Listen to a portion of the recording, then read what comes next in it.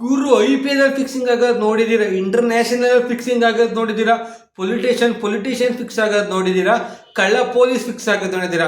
ಈಗ ಯಾವ್ದ್ರ management fix ಆಗೋಗಿದ್ದೀರಿ ಎಲ್ರು. ನನ್ನ ಮೇಲೆ ಹಣೆ ಇಟ್ಟು ಗುರು ಇವತ್ತಿನ ಆಕ್ಷನ್ ನೋಡಿದ್ರೆ ನಿಮ್ಗೆ ಗೊತ್ತಿರುತ್ತೆ.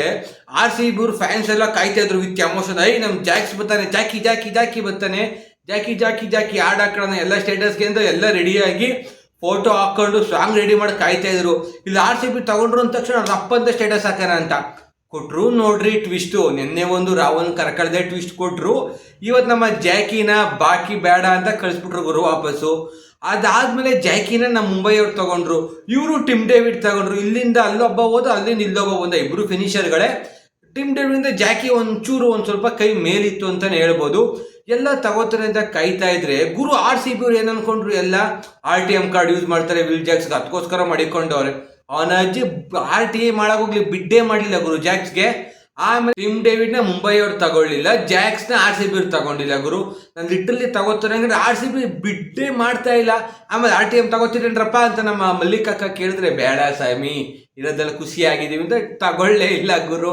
ಪ್ರತಿಯೊಬ್ರು ಕಾಯ್ತಾ ಇದ್ರು ತಗೋತಾರೆ ಅಂತ.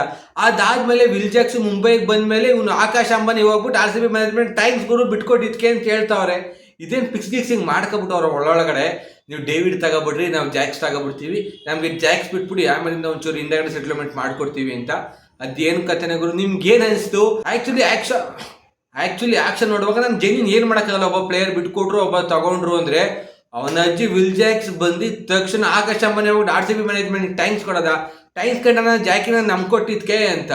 ಅದೇನೋ ಗುರು ಫಿಕ್ಸಿಂಗ್ ಮಾಡ್ಕೊಂಡವ್ರು ಅವ್ರ ಸ್ಟ್ರಾಟಜಿಗಳ, ಅಥವಾ ಟಿಮ್ ಡೇವಿಡ್ಗೆ ಇವ್ರು RTM ಮಾಡಿಲ್ಲ ಅಂತ, ಇವ್ರಿಗೆ ಇವ್ನ RTM ಮಾಡಿಲ್ಲ ಅಂತ ಖುಷಿ ಪಟ್ರು.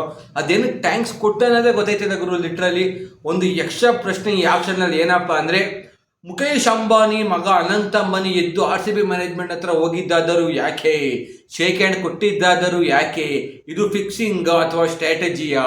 ಇದು ನಿಮ್ಮ ಯಾರಿಗಾದರೂ ಉತ್ತರ ಗೊತ್ತಿದ್ದರೆ ಉತ್ತರ ಕಮೆಂಟ್ ಮಾಡಿ ತಿಳಿಸಿ. So thanks for watching, signing off bye-bye. ಅಂದರೆ ನಿಮ್ಮ ಆಂಕರ್ ಸ್ಯಾಂಡಿ.